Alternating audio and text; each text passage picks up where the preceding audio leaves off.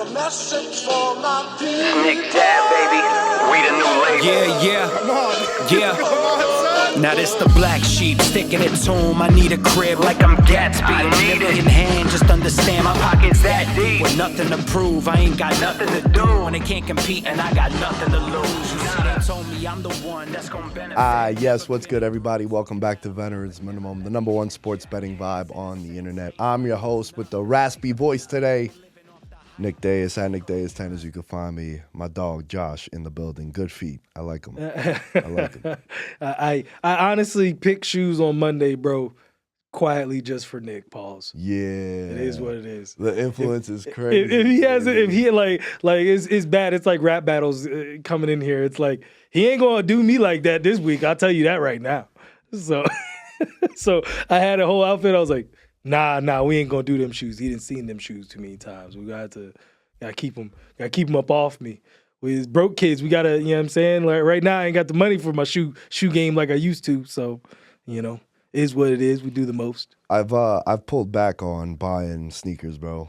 Really? Yeah, it's been like 2-3 months now. And I've hit a couple bets because, you know, I like to celebrate when I do. Yeah. Shout out to Matty Betts over the weekend. I tailed one of his parlays. We'll be seeing him this week. He's going to be in town for UFC 300.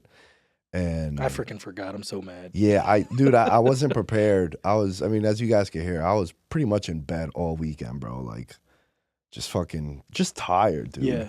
You know? Worn down. Yeah, like pretty fucking stiff back right here and just like kind of going through the motions. But I think I had bad allergies. Oh, okay. Yeah, it's the first time because like everyone that knows me from back home knows I be getting the worst fucking allergies. Oh, okay. Yeah, to like the pollen in the spring and shit. Yeah. But out here, I haven't had none. And then it had all the symptoms. And when I took some Allegra D, chilling. Knocked it out. Chilling now, yeah. But yo, let me ask you a question before we get into what we're going to talk about. Sure. And it's going to be heavily the Texans got Stephon Diggs. Because at the time that George and I recorded the show last week, the People's Pod, shout out to all you guys. We got about like 50 questions that we didn't answer that we'll just save, maybe do another bonus episode down the road. But Diggs got traded literally the next day. And because of the scheduling, I couldn't go and record something. And I don't have my podcast equipment with me. I got it home just because like I haven't needed it. But yeah, just giving you guys a little bit of an update as to why we'll be talking about Diggs today. But my question to you, and again, shout out to Maddie. He was venting and posting about this. You know when you see someone on the internet post a ticket and it's like let's just say it's a 4-leg parlay.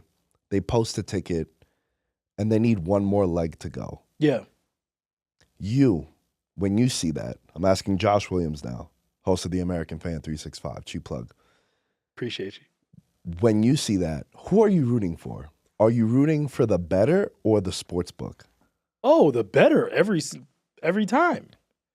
You always look because we've all been that guy.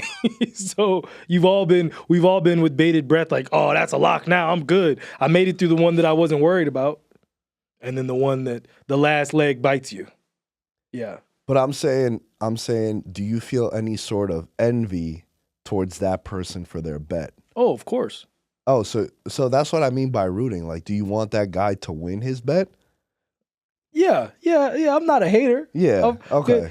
Like your envy is more like, dang, that is a good parlay, or daggone it, like similar to Maddie. I saw his bets, and actually, what happened? My freaking my account that I have attached to my William Hill got hacked over the weekend, and I had $0 in there. They took all my money out. I had to fight PayPal to give me my money back in that account, and so it was like, I didn't have a chance to go put cash in because I did see his bets and I did want to follow like 3 or 4 of them. And I didn't have a chance to before I went to work. So I just had to kind of sit it out. So I'm happy that y'all won and he won. But yeah. But no, I'm never wishing against someone getting money. That's just, you're not supposed to count somebody else's pockets. So I'm not gonna be upset that you won.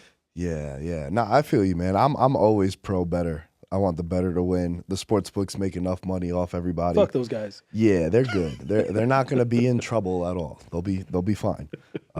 Shit, I mean, I think the win makes like $3 million a day. That's profits. disgusting. That's nuts, right? That is absurd. And like one thing that I've realized is, so my mom is a big slot machine player. Like she loves slot machines. I do feel like a lot of women like slot machines. There's a big appeal to it with the lights and the sound. and Yeah. just like the funky designs and all that, right? So, my mom will hit me up and be like, "Oh, the Borgata sent me a $500 free voucher for slots." I'm like, "Yeah, ma, that's what they do." Because idiots like you, sorry, ma, idiots like you think, "Oh shit, they gave me $500 for free. Yeah.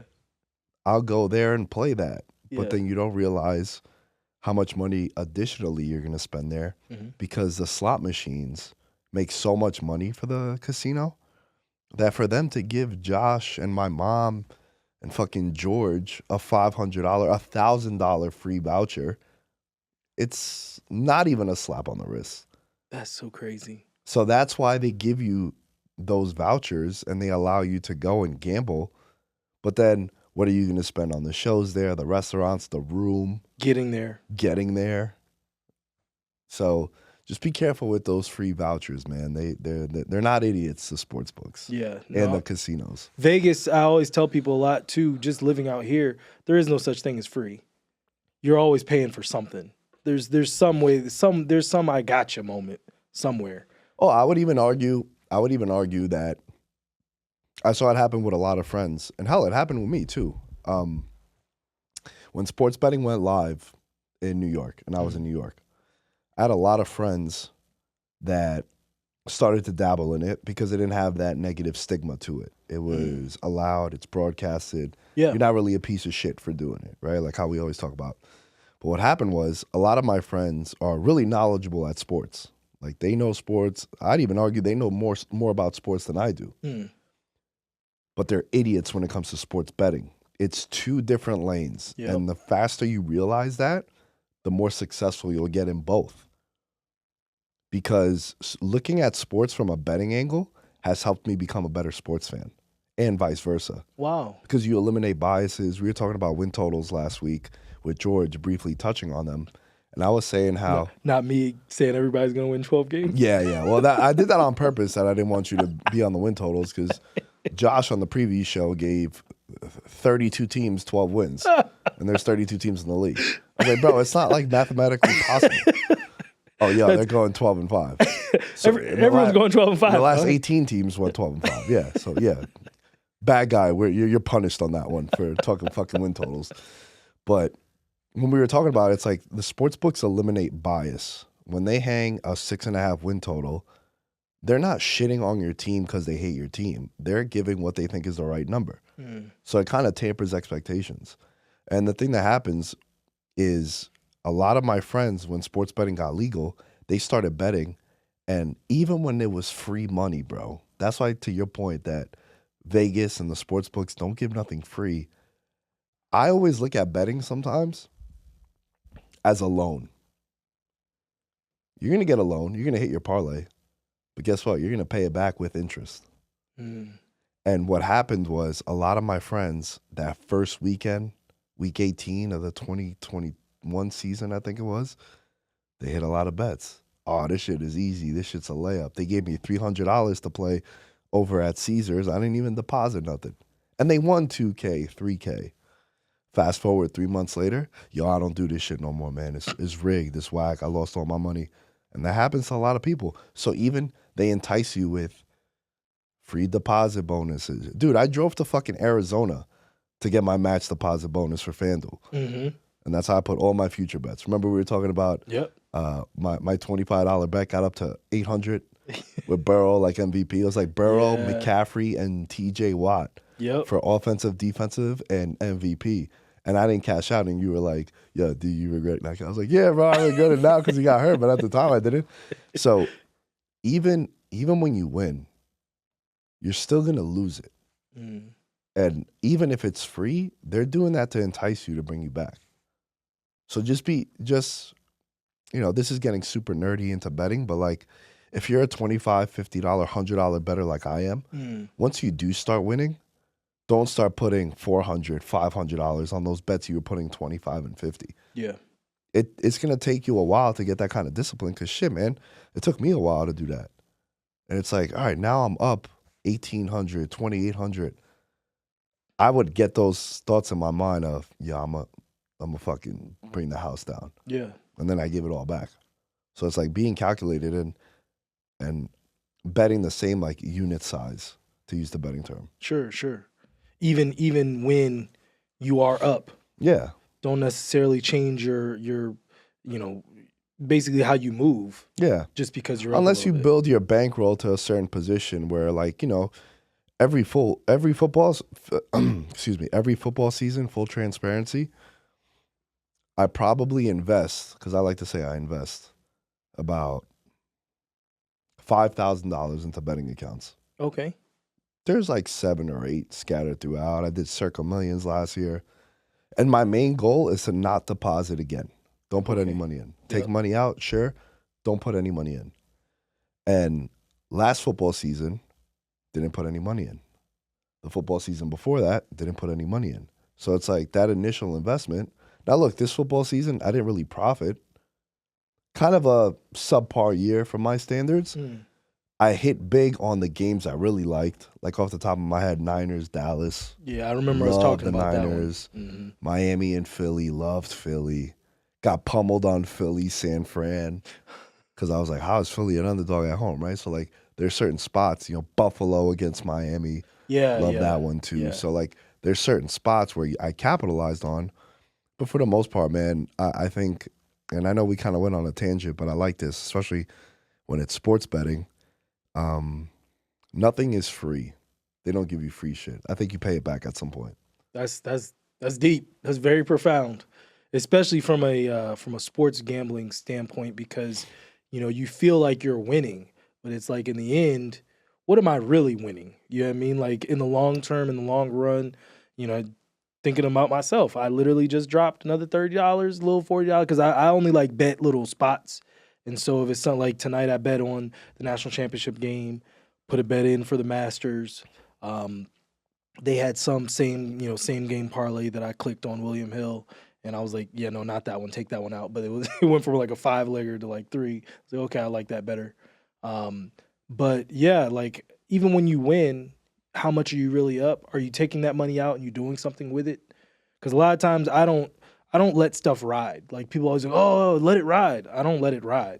If I get up and it's like, oh, that's going to take care of a bill, it's coming right out. It's going back into the account. It's going to take care of a bill. Bro, I swear you just read my mind, because I was going to tell you that the hardest thing for people is when they're up and they're on a heater to leave.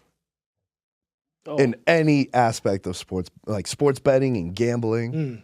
Like, bro, the amount of times I've went to casinos with my friends and they might be playing roulette, which is the worst game to play. Roulette is, I have a very strict rule with roulette. Okay. 1 spin and bounce. 1 spin and bounce. I'll go there. I'll always bet the number 10. I'll throw 50 on 10. And then I'll throw 50 on, like, if everyone's on red or if everyone's on black, I'll do that. I'm not going to be that guy to be like, I'm going to go opposite, right? Like, I hate being around people that there's 10 of us watching a game and 9 of us are on one side and that one guy's on the other. I think I told you the story about the Super Bowl with the Rams. That was an exception because I was the one guy on that, but also like all my friends knew that from like the whole year I was on the Rams, right? But it's like with the roulette table, the longer you're at the roulette table, the worse it gets. Yeah. And I do a 1 spin and bounce. I hit, cool. I don't, all good. It's $100. Cool as well, yeah. That's fine. Yeah. But you can't be there, man. It's the worst game. It's the worst game you can play. I love it. That shit is wicked. All right. So, big news in the NFL. Monster trade. Stephon Diggs leaves Buffalo and he goes to the Houston Texans. The Texans get Diggs, a 6th-round pick this year, a 5th-round pick next year. The Bills get a 2nd-round pick next year.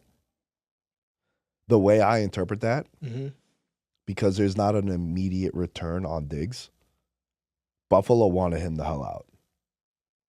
Yeah. And you also heard that the Texans are going to let him test free agency. So this wasn't like a trade and then, we're going to sign you to a new deal. No. So they gave all that away for a 1 year, let's go. Yeah. I don't know. Bro. I don't know.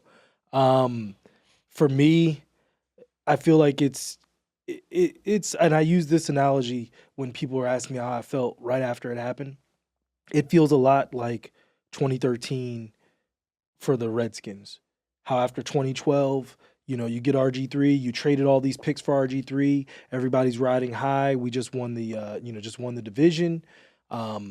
Yeah, he got hurt, but Adrian Peterson just came back in 9 months from a torn ACL. ACL injuries aren't that big a deal. So like everyone's still riding high. RG3's all in for week 1, and I think we went 3-4. I mean 3-13. Like, not to say that the Texans are going to take that kind of a step back, but pump the brakes a little bit. Well, to push back a little bit, their quarterback didn't get hurt. He didn't get hurt. No, not at all. And I think all the moves that they've made, whether this offseason or even last year's draft, like, bro, they hit on all their draft picks. They did. So you're building off that. You look at their division, I think they're clearly the favorite. Jacksonville, man, if you're a Jaguars fan, you probably feel miserable because around this time last year, you're like, oh, dude, we'll never not be the favorite to win the division. Yeah, we got Trevor Lawrence. For a minute, yeah. We don't know what Anthony Richardson's going to be. We don't know what's happening with Will Levis in Tennessee. We don't know what C.J. Stroud is going to be. Fast forward a year later, you're like, are we about to give this guy $250 million? I don't know if I want to. So there's a lot of questions. It's just crazy, right? Like, and I got so much on the Texans too, man, that I want to get into. But with the trade with Diggs, right? I think, to your point, how they released him, they're giving him the option to be a free agent next year. I think people talk, man. And I think people are like, yo, look, he's a hell of a talent, but he's going to come with some issues. And the last thing you want is your young quarterback to now have to get him the ball. Yeah. And if he does, because he had a great thing with Tank Dell and with Nico Collins. Yes, he does. And Schultz over there. And I love that they got Joe Mixon. Remember, Joe Mixon got cut by the Bengals, not because he wasn't a good player. It's because the contract. Bengals needed to free up money. Well, and, Joe Mixon shooting people through his house, but, allegedly. Allegedly. I mean, listen, we're talking about the on-field stuff. Off-field is a whole different podcast. But, I think you do that with C.J. Stroud just to test the waters and see how it is. And yeah. I love that they do that because I always talk about this. If you have a young quarterback, you got to surround them with talent. Yes. And now they have. So, like, it's going to elevate. I think it's a great move, personally, for both teams. Yeah. And why do you think it's a good move for Buffalo? Because, I mean, listen, Stephon Diggs has been their offense, truthfully, for the last, 4 or 5 years? Look, there's a couple things. Has he? By and large, because who's been their running back? Who's been their running back? So Allen, when Diggs got there, he had Brian Dable. Yes, and he got a real weapon. What I just say about C.J. Stroud, this was Allen year 3 or 4. He was still young. About year 2 or 3. He was still young. You get him an alpha wide receiver, who at the time, Stephon Diggs, was a top 5 wide receiver. Yeah. Now I think he's a top 20 wide receiver, closer to 20 than to 5, in my opinion. And what happened was Allen got that alpha, and his numbers went crazy. He had a little bit of a down year, Allen, after he lost Daboll, but it was still, if his name wasn't Josh Allen, it was still a monster season. Yeah. But the thing with Diggs is I think it ran its course. I think all the issues that he brought to the table in Buffalo were starting to come to light. Mm-hmm. And like, bro, he closed out the year with 13 straight games under 100 yards. Yeah. He became a non-factor for Buffalo. And remember, we were on the Buffalo bandwagon. We was watching them very closely. And just a lot of games, he just went ghost. Or it wouldn't even be so much he went ghost. He would have like a hot quarter. And then he'd be gone either in the beginning or he'd be gone at the end. But it was never like Stephon Diggs was a part of the entire game. You know what I'm saying? Like he would literally just have he'd have a drive where he went nuts for a drive, but then for the most part he was quiet outside of that. That's a good point too, because he he would come out like first quarter 3 for 34, and then he'd end the game with 4 for 60. Yeah, basically. Like, what happened the rest of the game, bro? And I think the way Buffalo is building their roster, it's because they let go of a bunch of people. It was funny because I saw this Instagram post and it was like a meme of, damn, you know that meme?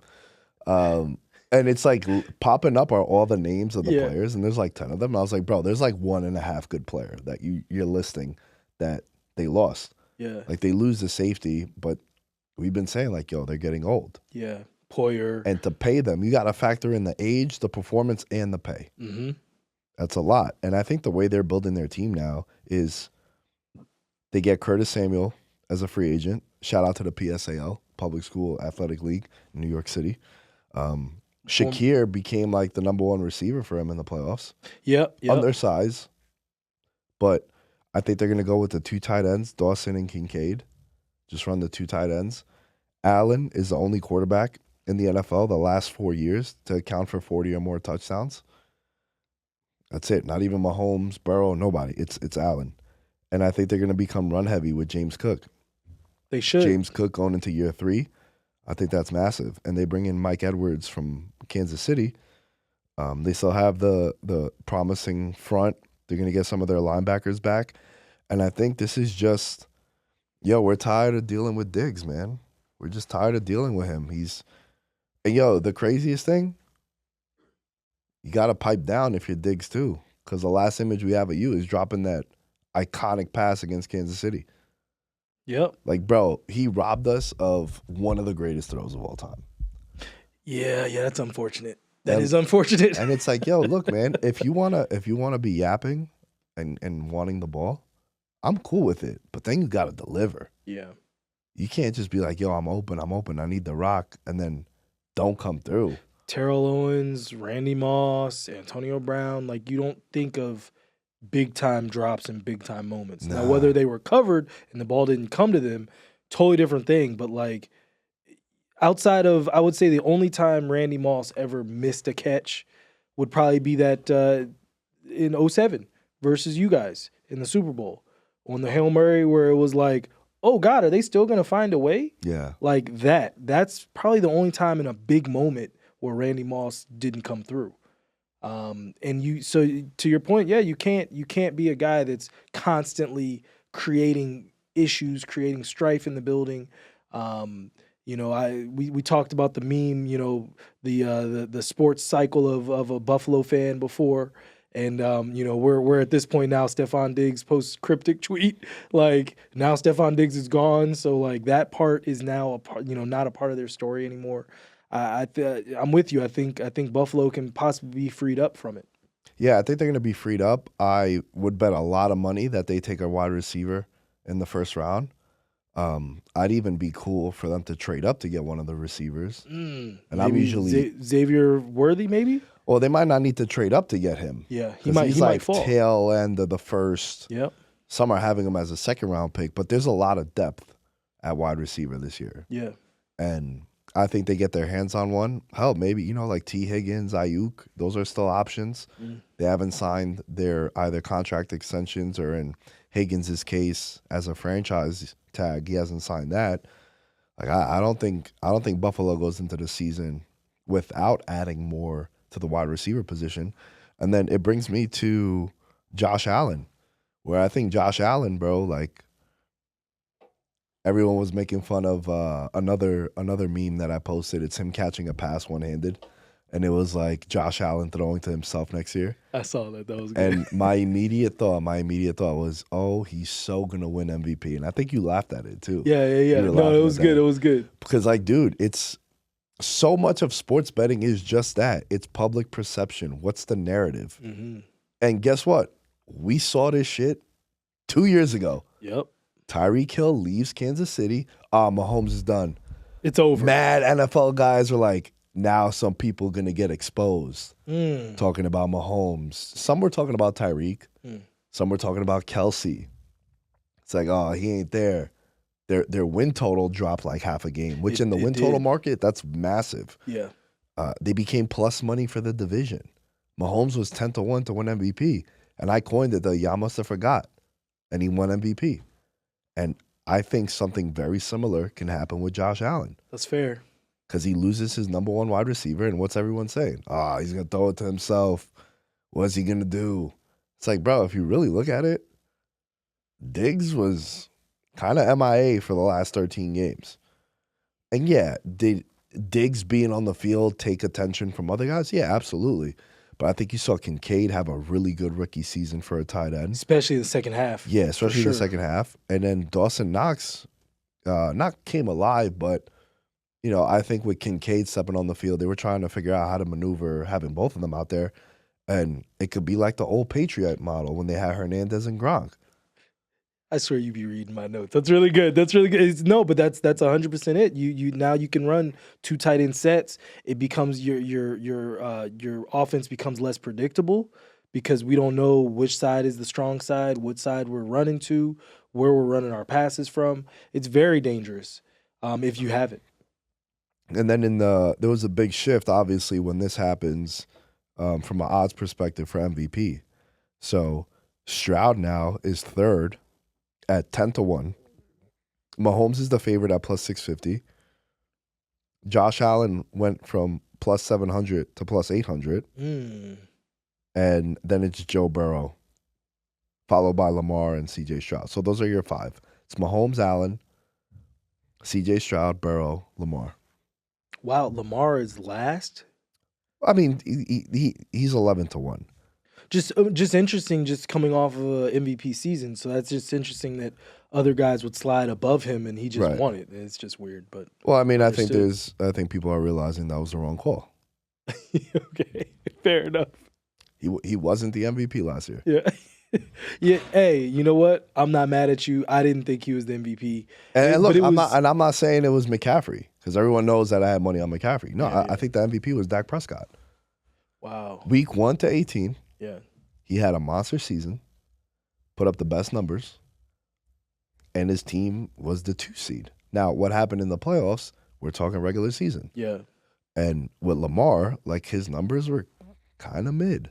But what happened? He won the 2 games, which we talked about. From now on, come week 15, 16, if I have 5 guys coasting the same time. Yeah. Thank you for that. To win MVP. I'm going to look at the schedule. Who got the 2 Sunday night games? Who got the Monday night, Sunday night game? Who got the bar fight game? Mm-hmm. Where it's the Fox 5, 4:25 Eastern time game, which is like America's game of the week. Mm-hmm. Oh, I think Burrow's going to light up those 2 teams in those spots. I'm going to bet on Burrow because that's exactly what happened with Lamar. Yep. He beat the Niners and then he beat Miami. And look, he put up good numbers. He put up a solid performance in that.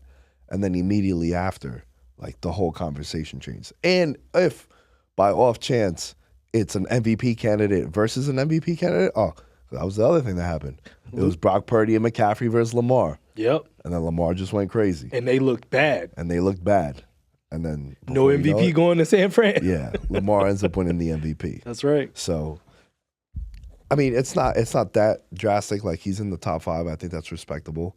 But like he would have to have a ridiculous season, and I think Baltimore is one of my prime regression teams, which we'll get into at another time. But I do want to list some things from the Super Bowl odds market. So the Bills, this is following the trade, plus 1,000, plus 1,000. So 10-1 odds to win the Super Bowl. And then after the trade, the Texans went from 25-1 to as low as 14-1. Dang. This is for the Super Bowl. This is for the Super Bowl. And it's important to note, 10 of the last 11 Super Bowl winners, with the exception of the LA Rams, who were 6th on the list, have been a top 5 Super Bowl odds favorite. So you're not getting a team that's 50-1 winning the Super Bowl. A Cinderella. You're not getting, like, you got the Rams in 2021. They were plus 1,500. They were the 6th team. So it's like, all right, honorable mention ends up winning it. And we still upset about that because they shouldn't have daggone win. This should have been the Buccaneers again. We ain't even gonna get on that. Oh, I loved it. I know you loved it. I know you loved it. I was this one I was 100% pro Brady at this point. Like, go Tom, win another one. But I think when you look at this, right, it's what history is telling you. Yeah. Niners, Chiefs, Ravens, Lions, Bengals. Wow. That's your Super Bowl winner next year. Wow. You have 3 AFC teams, 2 NFC teams. That's basically where your Super Bowl is going to come in, because 10 of the last 11 have been top 5 Super Bowl preseason favorites. Niners, Chiefs, Bengals, Ravens, Lions. Yeah. I remember that off the top of my head. That's pretty good. That's good, yeah. Man, I pray it's the Lions. I pray it's the Lions or the Chiefs. And pray God they don't meet up together, because then I would have a very uncomfortable Sunday afternoon. I was talking to a Lions fan. This is probably about a week or two ago, and I told him I'm so mad that they didn't go, but I'm still so happy at the same time, because that would have been a very uncomfortable. Because like, there's no way that you should cheer against the Lions. Right. Like, they became like America's team. Yeah, like there's no good-hearted sports fan could ever possibly cheer against the Lions or the Browns. Everybody else, okay. I ain't got no dog in the race. But if it's those two teams, both those fan bases have been through so much where it's like you got to cheer for them. Yeah. It's just it's cruel and unusual. Unless you have money or you're a fan of the team. Yeah. Like if that's your team, 100%. But like, or you got money on it, got it. But if that's not the case, I wouldn't be able to cheer. They clipped the Barry Sanders, and I'd be like, yeah. I know, Barry, I'm gonna just have to ride with you, bro. Last thing I want to say about Buffalo and like the Texans, well, more so Buffalo. A couple weeks ago, I said this was the year to bet the Jets. I do think that this helps a team like the Jets. Okay. Because it's in division. Sure. Playing them twice. I'm very high on the Jets, man. I can't believe I'm saying that, but and it's perception too. Like I said before, that's probably the main thing in sports betting. It's like, what's the public conversation and perception? And last year, everyone was on the Jets. Everyone got burned. This year, not as many people on the Jets because they have PTSD from, I ain't betting them again. How many friends you got that bet that are like, yo, I can't bet on the Celtics, bro. Every time I take Jaylen Brown, he shoots 8 for 30. He fucked my plan. My parlay. He fucked my parlay up, right? Every time. And so then what happens is the next time they should take Jaylen Brown, but they don't because they're like, I ain't doing that. I ain't betting on this fighter. He always loses when. But there's a way better matchup. But he sucks. Okay. Then he goes out there and gets a stoppage. You're like, it's hard. And it's hard, bro. Like, it's hard. I don't put anyone on my do not bet list, but there are certain seasons like Bryce Young last year. Bryce Young, after like week 7, you're like, yo, you can't take the Panthers. At and like, any point. Shouts to Kenny. I was talking to Kenny. Kenny bets big earlier this week. He'd be like, dude, Panthers plus 9.5. I'm like, bro, he throws a pick 6 every game. Like, it doesn't matter. Like, how are they going to score 17 points? Because you would need them to score 17 That's points. right. They can't. That's right. And they'd lose by 20. Yep. And he would be like, yo, good call. I'm like, yeah. Like, no, I rather like, there's certain teams where I can't back them even if they get a lot of points. Like the Patriots last year, the Giants last year. Yeah. It's like, bro, it doesn't matter that they're getting 11 points. These 12.5 don't matter. When they pick up a first down, they should get points. Because they don't do that often. It's madness. Madness. Before we wrap up this conversation on Buffalo and Houston, bro, isn't it wild what Houston has done in the last 5 years? Like, what they've been through, yeah. What they've been through, and to turn it around and now have another guy like CJ. Like, bro, they drafted Deshaun Watson. Early listeners of Veterans Minimum, I would say, outside of Mahomes, Watson was the only other guy I would want to build a franchise with. He had a monster season after they lost D-Hop. Yep. And then, again, that video of J.J. Watt walking off the field with him, and he's like, yo, bro, we're wasting you here.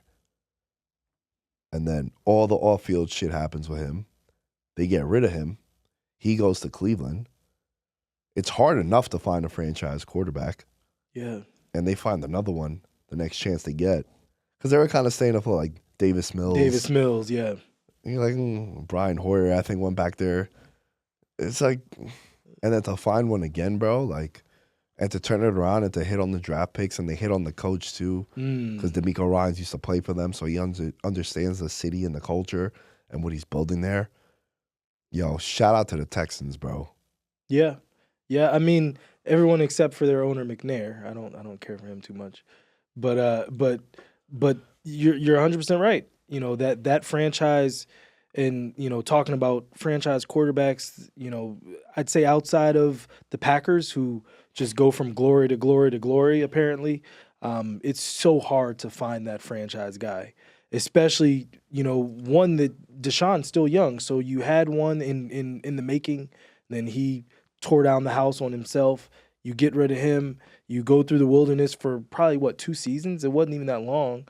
And then you find another one. Can't argue with it. You can't be mad at him. And again, in that division, man, that division's going to be interesting because, to your point earlier, Jacksonville, we all thought that this was, you know, okay, the Titans are going to start to fade out. Derrick Henry's leaving. Derrick Henry going to Baltimore, good Lord, that could be very, very scary. But yeah, no, it's going to be an interesting year for the Texans for sure. Yeah, shout out to Houston, man, because like you replace D-Hop, you replace Watson, and now you're a serious contender. I will also say, you know who the Texans remind me of, bro? Are you gonna say the Chargers? Nope. Oh, okay. The Lions 2 years ago. Okay, fighting for respect. I think the hype with the Texans might get a little too crazy for me to back. Okay. Like, I don't think I'll bet on. Fuck, I might have to because I love betting on second-year quarterbacks. Fair. It's going into his second year. We have to wait for the schedule to come out. It's fine, Nick. Give yourself that out. It's all right. We got time. It's gonna be, they're gonna be a team that's gonna play a lot of primetime games because of CJ. The team is a lot better, and they should be able to. They should go 5-1 at worst in division. That I will say that matchup versus Anthony Richardson is going to be exciting. That matchup now is in division. That's a pretty exciting matchup. That's a to see fair as it point grows. too, man, because we didn't really get to see him. No. Played 4 games and then he got hurt. Yeah. Mm-hmm. And that was the team that made the playoffs. Well, was going into the last game of the regular season had a chance. Yeah. To make the playoffs. So yeah, that division is going to be something, man. That division is going to be something. All right. I have a question about the quarterbacks, but before we do that, big ups to the members of the Patreon, but in particular, Abel Resin pledged for an entire year in the franchise tag. A whole year pledging to the Patreon, Abel Resin. Thank you so much, you sandbagging son of a bitch. Reach out to me. Gonna send you some merch from the merch store for subscribing for the whole year.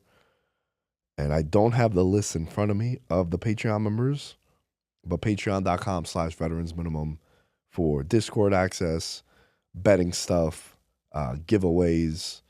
The Super Bowl helmet, it's on the way. I sent that out on Friday. So Derek, you should be getting it sometime this week. And yeah, you could get merch on discount from the merch store, merchandise.veteransminimum.com. And yeah, there's a lot of other funky stuff going on the Patreon. So shout out to all of you for supporting. We're at 71 members, still trying to get to 100. So let's try to get to 100. For as little as $1 American, you can join the Patreon. Wait, it's Abel Resin, Derek Playtees, Thomas Robinson. Yeah, Mike Wozniak. Mike Stevens. Yep. Nick Crummage. Wow, look dang, I'm trying to tell you I know these names, bro. You done said these names enough times. Daniel Gibson. I know your name, see? Shout out to Daniel. Daniel Gibson actually came by the studio, bro. There you go. He was by the studio. The originator of Congrats on the Sex. Okay. Have I ever told you that story? No. It's hilarious. So, like, anytime now I have a friend that gets either married, engaged, has a kid, gets a girlfriend, I'm like, dude, congrats on the sex. And it all started because Daniel. So Daniel, I used to stream on Twitch a lot. Yeah. I haven't done it in a very long time, but I used to stream like fucking 6 hours a day. Like Oh, I wow. caught that Fortnite wave in Yeah. 2018, 2019. I was doing really well. Shout out to the Twitch community, the Legion. That's what they coined themselves. So Daniel hops in the Twitch stream. Like he'd be an active user, like, you know, and what's cool about Twitch and pretty much a lot of social media too is eventually you put a name to the Instagram account, right? Like Sure. especially when you're first building, it's pretty cool because you build a relationship with people. Like, bro, there's like 10 to 20 fans that now I consider friends. Like shouts to Nick Chavez. I went to UFC International Fight Week with him last year. Yeah. And like we trained together and he has my number. We're getting dinner next weekend when he comes to Vegas. Like eventually when you're starting off early on, it's cool to build a community because when you only have 3 people tweeting at you, it's easier to like, oh shit, there's Josh again. Yeah. Josh again. Yeah. Josh again. And you sort of build a relationship with them, right? So Daniel was always in the streams. And then, bro, for like 8 months, just vanished. Comes back, pops up, and I'm like, yo, Daniel, where you been at? Yo, what the fuck? I was hammered drinking fucking Blue Moons and shit. Forgot what game I was playing, but we're over there. And he goes, dude, yo, yada, yada, I've been busy. You know, me and the missus just had a kid. And the first thing I say, I go, buddy, congrats on the sex. And everyone was just going crazy in the chat, like laughing my ass off and shit. Yeah. And it's just been the thing now. Okay. Like if you were to post one day with your lady that, Yeah. you know, you guys are having a baby, Yeah. that's the text from me. Congrats on the sex, bro. Confirmed not a virgin. Confirmed. That's too funny. Yeah. Yeah, no, but see, I know some of the names. You just gotta. Once you give me one, I can keep going. Yeah. I know. Yo, shouts I to know you, the roll man. call. I've been on the Yeah. show enough time. Shouts to you, man. All right. Let's end the show with this. In regards to the quarterback we were just talking about, Josh Allen. Mm-hmm. Of these 4 quarterbacks, who do you think has the most pressure heading into next season? The list is Joe Burrow, Justin Herbert, Lamar Jackson, and the aforementioned Josh Allen. Well, like I said before, I think the least amount of pressure is on Joe Burrow.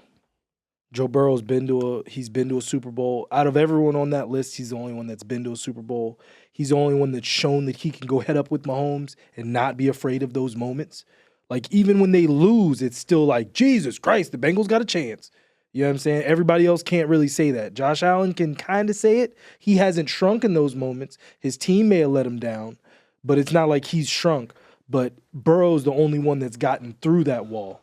So Burrow has the least amount of pressure, and he's with Cincinnati. The Bengals ain't, you know, that's who they don't, you know, they happy. They're happy.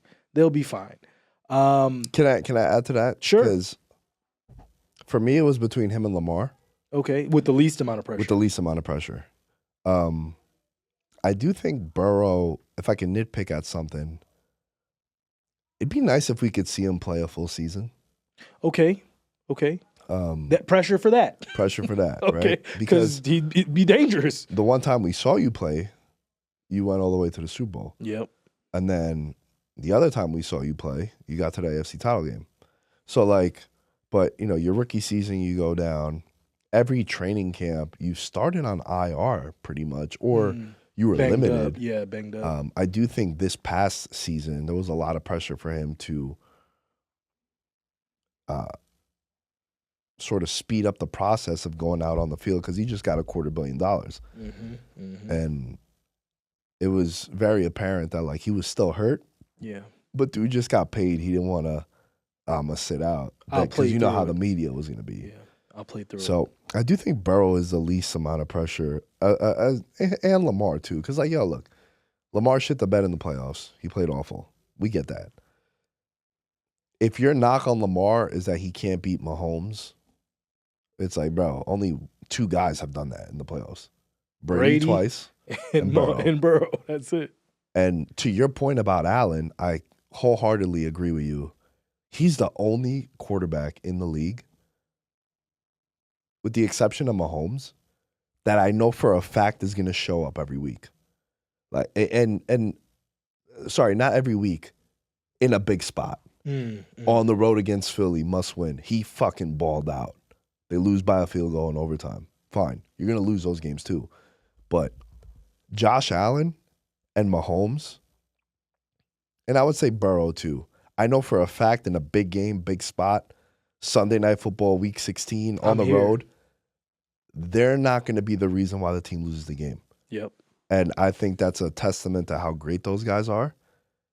And I think all three of those guys, Mahomes, Allen, and Burrow, all fit that same criteria. Because, like, we've seen Hurts have a shit game in Tampa this year, right? We've seen Dak, plethora of fucking shit game. Kirk Cousins, like, all of them. But Josh Allen, for as much chaos is around him, he'll go toe-to-toe in any building against anybody, and they won't lose because of him. Yeah. And I think that's a very redeeming quality to have. So I would say that Lamar and Burrow are tied for the least amount of pressure. The guy I have with the most pressure is Justin Herbert. Is that yours too? That Sherbert boy. Yeah. I would definitely say because look, new coach, new GM, new situation. You trade away my favorite piece, lose Mike Williams too. There's going to be a lot of pressure. All new on- skill position Yeah, players. there's going to be a lot. Yeah, Austin Eckler gone. Shout out to the Redskins, Commanders. But you know what I mean, like it's going to be it's on you, man. We paid you this money. Now that doesn't mean the pressure that we're going to get rid of him. It's going to be hard to get rid of him with that contract, but at the same time, weirder things have happened. We just saw Russell Wilson get let go after signing a crazy contract. So, yeah, he's definitely got a good chunk of pressure on his shoulders. I just think that the excuses are kind of out the window now. Yeah. That's what I've been saying with Herbert, where such a golden child, Mm-hmm. like from looks to how the media treats him, Mm-hmm. just everything. Like, bro, they blew a 27-point lead in the playoffs, and Herbert got no slander. It None. was Staley. Yeah, Like, yeah. fuck that guy. Get him out. Right? Like, yo, it was crazy. You know? Like, Yeah. and kind of the same thing happened with Matt Ryan in the Super Bowl. It was Kyle Shanahan. It's Shanahan in big spots that can't deliver. Yeah. It's like, bro, maybe, you could audible. Why are we throwing 3 downs? Like, no, let's check it down. Devontae Freeman. Kill. Yeah, kill. Omaha. All that shit. Like, why we got to run those plays, right? But I think with Herbert, he got paid. He's always been, from an eye test, he's always looked the part. The characteristics, the way he handles himself, there's no scandals around him. There's nothing crazy happening. But everybody was always giving him a pass. Mm-hmm. And now Harbaugh is there. And Harbaugh, if you look at his track record, anywhere he goes, he wins. And guess what? He wins right away. Yes, he does. He did that with San Fran. He did that at Michigan. He did that at Utah when he was first there, or San Diego State, wherever it was. Like, I think it was San Diego State, actually. Everywhere he goes, he wins immediately. Stanford. Mm-hmm. That's who it was. I was thinking about the colors. Well, no, but I think it was actually San Diego State too. I think that's where he started. So you weren't wrong. So now it's bro, what is it? And I think they're going to land one of the top receivers in the draft. Whichever one they love. Yeah, and there's still some free agents out there. Yeah. I think. And one other thing too about Harbaugh, remember too, he isn't married to one high draft pick quarterback. Remember Alex Smith? He immediately got Kaepernick in there. Yeah. Kaepernick was in there pretty quick. It was, Alex Smith got that first ride where he took him to the conference title game, and I forget the what was it, Kyle Williams or whatever that kept fumbling special teams plays, and then that's how they lost. But then Kaepernick's the next year. Alex Smith is gone. Alex Smith's a Chief. Like, he's not afraid of moving the needle in another direction. Yeah, that's a hell of a point, because he'll bench you, and he don't give a fuck At all. And he's a quarterback. Yeah. So he, in terms of the characteristics and the things that you're talking about, if he isn't seeing that in you, he's not afraid to move on. And also, you got to remember that he didn't draft him. That's right. So even though you're inheriting a quarterback like that, in the back of your mind, you always say, well, this isn't my project. I'm going to try to fix him. But ultimately, that's why And it's a unique situation because like Herbert is still a top 10 quarterback. Like, let's not get crazy. But there's so many bad football plays that he makes still that you shouldn't be making going into your 5th year. Yeah. And that's where I think there's a lot of pressure on him. Because it's all fun and games when you're on a rookie deal. But once you get paid, now it's, well, we got to lose Keenan and Mike and Eckler and offensive lineman retired. Like you're gonna have to elevate yourself. So I think it's clearly him, man. And then I would say like Allen is gonna have a lot of pressure on him too, because if he does have a bad year, for as much as I praised him before, and look, I'm probably gonna have Allen as one of my 2 to 3 MVP picks I'm gonna make next year. Yeah, you know, I like doing a favorite, a borderline long shot, and then like a value play. Yeah, I think Allen at 10-1 for sure. But there's going to be a lot of pressure because if he's not putting up big numbers, he'd be like, damn, it was Diggs. Okay. Because you know CJ is going to put up big numbers now. Because, like, that offense is, shit, they're going to be a popular pick in Madden. Yeah, they will. Because they were balling without a number 1 wide receiver. Like, Nico Collins became a guy you were starting in your fantasy team. Who the heck is Nico Collins? With confidence. Exactly. But with Tank Dell and Schultz and Mixon and they're probably going to take some offensive linemen. Yeah. Because remember, the Texans had a really shit offensive line, bro. Yeah. And they still did all this. So. It's going to be interesting. It is. It's going to be very interesting, man. There was some more stuff I wanted to talk to you about, but I feel like this is a good place we could stop. Shout out to everybody listening and continuing to support the show. The next episode you'll see of Veterans Minimum is going to be back at the Wynn Studio. And we still will be utilizing this space here. So shout out to everyone at Sticky Paws. Shout out to John Orlando. Shout out to Austin, George, Travis. Shout out to you coming on the show as always on Mondays. Appreciate Dude, you know you. We've been doing this for a year now, bro. Yeah. It's about that time. Oh, man. About that time. My guy. Yep. Let the people know where they can find you. Yeah, man. The American Fan 365. You can like, share, subscribe. YouTube, Instagram, TikTok, Facebook. Actually started up on Zeal Radio now as well. But exciting things. Finishing up the Jersey Jam this week. But got some other things coming on during the summer, during baseball season. So talking all sports and loving all followers. So, yeah. Just crossed my mind that for April, the giveaway for Patreon is going to be a pair of Jordans. I haven't decided which ones. But, Joey in the back. Hold on. Yeah, we're going to give out a pair of J's. What pair of J's are we talking? Because I might have to donate $1 for that. Hold on, $1 to get a pair of J's? We thought you talking my language. I don't know, man. Let's see. Maybe some 11s. Oh my God! And you're gonna start at the top? We're not even gonna get we're gonna give out a pair of 11s for April. Pair of 15s. Let me get an ISO on this one so I can post this for social. There we go. The April giveaway for Patreon. Patreon.com/veteransminimum. All you need to do is pledge for the Patreon. Any tier. Gonna give a pair of 11s out. Jordans. And like we've said, if Mike didn't wear them, you don't want them. We'll catch you guys next time. In his element, I'm a gold medalist, bronze like your medal is. So many deer in headlights, but it's bedtime. Hear that supper bell, main course, be the venison. Dab.